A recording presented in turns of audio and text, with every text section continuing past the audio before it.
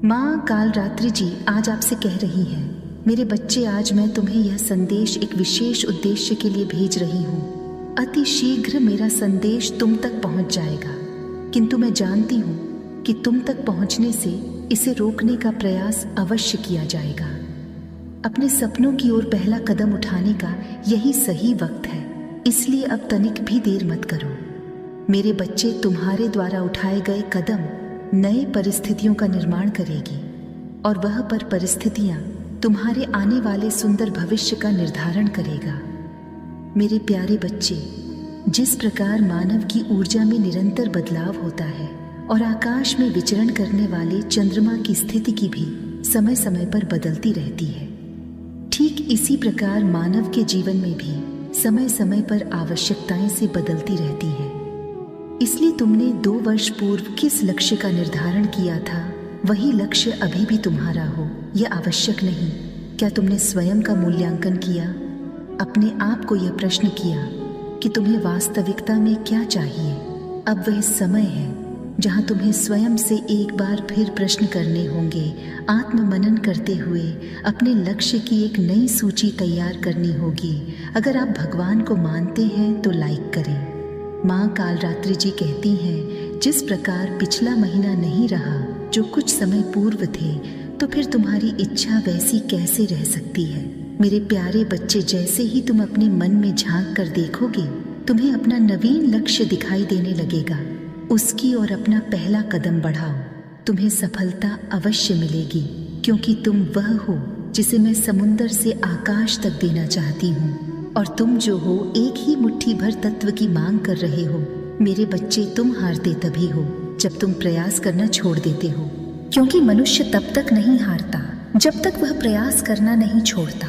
इस पर दावा करने के लिए 888 टाइप करें। माँ कालरात्रि जी कहती हैं, मेरे बच्चे, तुम इतने भाग्यशाली हो जो तुम्हें मानव जीवन प्राप्त हुआ है। एक ऐसा जीवन जो सभी जीवों में श्रेष्ठ है, क्योंकि मानव के पास एक विकसित बुद्धि है। इस बुद्धि का सही प्रयोग करके तुम वह भी जान सकते हो जो विज्ञान के लिए भी दुर्लभ है। अपने मानव शरीर में तुम ईश्वर की भक्ति के चरम शिखर को स्पष्ट कर सकते हो।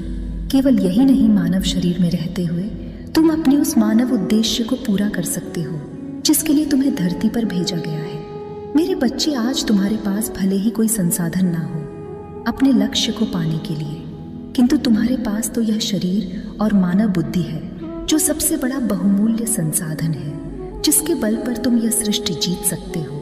मेरे बच्चे, मानव जीवन अति दुर्लभ है, इसे यूं ही व्यर्थ ना जाने दो। ऐसा करने के लिए तैयार हो तो हाँ टाइप करें। माँ कालरात्रि जी कहती हैं, मेरे बच्चे, ना ही कल का इंतजार करो, जो करना है उसे आज ही करो, क्योंकि अनेक संभावनाओं के द्वार उसी क्षण खुल जाते हैं जिस क्षण तुम पहला कदम उठाते हो। मुझे पूर्ण विश्वास है तुम इस संदेश में बताएं बातों को गंभीरता से अपने जीवन में उतार लोगे और अपने उस सपने को पूरा करोगे जो मैंने तुम्हारे लिए भेजी हूँ। मेरे बच्चे, जो भीड़ में ना चलते हुए अपने हृदय की आवाज सुनता है, वह एक ऐसे मार्ग का निर्माण करता है जो उसे सफलता के शिखर तक पहुंचा देता है। मेरे प्यारे बच्चे, तुम उन्हीं लाखों में से एक हो, इसी कारण तुम सबसे अलग हो। इसलिए तुम्हें अपनी तुलना दूसरों से नहीं करनी है। कौन कितना प्रसन्न है यह तो संभव व्यक्ति ही जान सकता है, क्योंकि जिस युग में सब कुछ एक और बन गया हो, वह किसी की बस वास्तविकता पर प्रसन्नता का अनुसार कैसे लगाया जा सकता है? जो दिखाई दे रहा है वही सच हो, यह आवश्यक नहीं, परंतु तुम दिव्य हो। तुम इस जीवन में भीड़ के पीछे चलने नहीं आए हो। मेरे बच्चे, तुम्हें तो उस रास्ते पर चलना है जहां सारी भीड़ तुम्हारे पीछे चले। क्या तुम तैयार हो उस रास्ते पर चलने के लिए? तो टाइप करो, मैं तैयार हूँ अपनी दिव्य शक्ति से जुड़ने के लिए। अगर आप माँ कालरात्रि में विश्वास करते हैं तो इसे लाइक और चैनल को सब्सक्राइब करें। माँ कालरात्रि जी कहती हैं, मेरे बच्चे, तुम्हारा इस संदेश को सुनना अति आवश्यक है, इसीलिए तुम्हें मेरा पैगाम अनदेखा नहीं करना है। मैं तुमसे बहुत नाराज हूँ, क्योंकि तुम लगातार उन गलतियों को कर रहे हो जिन बातों का ध्यान रखना अति आवश्यक होता है, परंतु तुम्हारा जो ध्यान है यहाँ वहाँ भटकने लगता है। ये बात सत्य है कि तुम मुझे प्रसन्न करना चाहते हो, परंतु वहीं पर कुछ ऐसी गलतियां कर रहे हो जो कि मुझे चाह कर भी तुम प्रसन्न नहीं कर पा रहे हो। और उसका मुख्य कारण क्या है, आज मैं तुम्हें साफ साफ बताऊंगी और समझाऊंगी, परंतु उससे पहले तुम मेरी एक बात का जवाब दो। तुम्हारा कोई भी चाहने वाला या तुम्हारा कोई भी दोस्त यदि तुमसे दोस्ती रखता है और तुम्हारे पिता जो कि तुम्हारे लिए सम्मानजनक है उनकी बेइज्जती करता है, तो तुम्हारे हृदय को कैसा लगेगा? जाहिर सी बात है, तुम्हें बुरा ही लगेगा। तुम अपने दोस्त से नाराज हो जाओगे। ऐसा इसलिए होता है जो तुम्हें सबसे प्रिय होता है। यदि उसका कोई अपमान करे तो तुम्हारे हृदय को कष्ट होता है, क्योंकि तुम अपनों से बहुत प्रेम करते हो। कहने का तात्पर्य है कि तुम इस संसार में जिसे सबसे अधिक प्यार करते हो, यदि उसका कोई सम्मान करे या कोई उनसे गलत शब्द ना बोले तो तुम निश्चित ही उसे प्रेम करोगे। इसी प्रकार मेरे सभी बच्चे मेरे लिए प्रिय हैं और सभी बच्चों के लिए मैं प्रिय हूँ। यदि मेरे वन बच्चे का अपमान दूसरा बच्चा करता है तो मेरे हृदय को ठेस पहुँचती है। मेरी भक्ति करने वाला हर भक्त मेरे लिए उतना ही प्रिय है जितना भक्तों के लिए मैं प्रिय हूँ। क्या आप भी माँ कालरात्रि जी को प्रिय मानते हैं? तो 444 टाइप करें। माँ कालरात्रि जी कहती हैं, मेरे बच्चे, मैं तुम्हारे बारे में हर बात जान चुकी हूँ। तुमसे गलतियाँ कैसे हो गई हैं? तुम्हें स्वयं झात होने के बाद तुम स्वयं पर शर्मिंदगी महसूस कर रहे हो। ये जानकर तुम भी आश्चर्यचकित हो जाओगे। माफ़ी तुम्हें किस प्रकार से मिलेगी? इसलिए मेरी बातों को पूर्ण रूप से शांत होकर सुनना और समझना, जिससे तुम मेरी बातों को सुनकर समझ सको।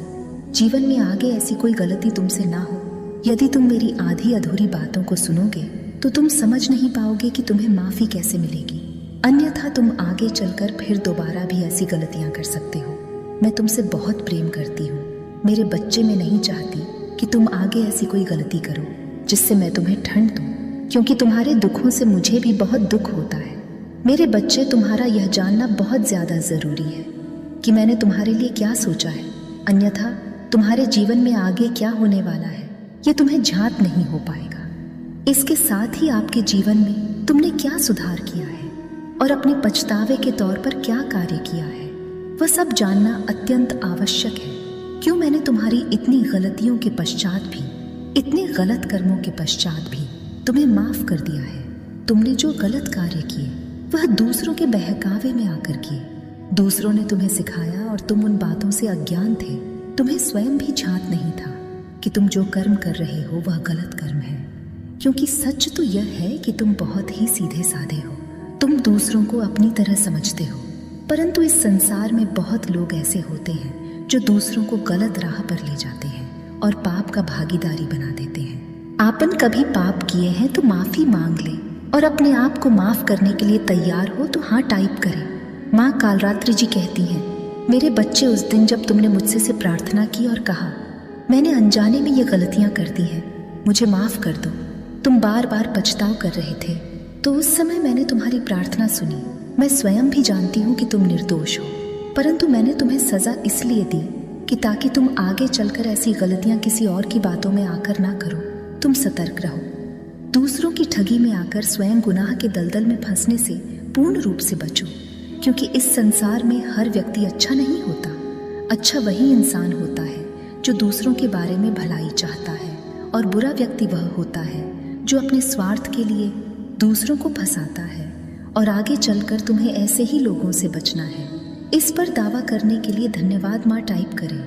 माँ कालरात्रि जी कहती हैं, मेरे बच्चे, सच तो ये है कि मैं तुम्हारा आंसू नहीं देख सकती। आंसुओं के जरिए तुम्हारा गुनाह निकल चुका है, इसलिए मैं तुम्हें झांत कराना चाहती हूँ कि अब रोने की आवश्यकता नहीं है। मेरे बच्चे, अब तुम्हें तुम्हारी सारी गलतियों की माफ़ी मिल चुकी है, इसलिए तुम्हें रोने की आवश्यकता नहीं है। अब तुम अपने जीवन में आगे बढ़ो। मेरे बच्चे, यदि तुम्हारे पास यह एक चीज़ है जिससे कि तुम्हारे सभी समस्याएं को दूर रहेगी, मेरे बच्चे, यदि यह चीज़ तुम्हारे पास नहीं है तो तुम इस चीज़ को प्राप्त करो, क्योंकि यह चीज़ तुम्हारे जीवन में सुख और धन प्रदान करती है। मेरे बच्चे, इस चीज़ कैसे प्राप्त करना है वह मार्ग मैं तुम्हें बताऊंगी और समझाऊंगी कैसे प्राप्त करना है।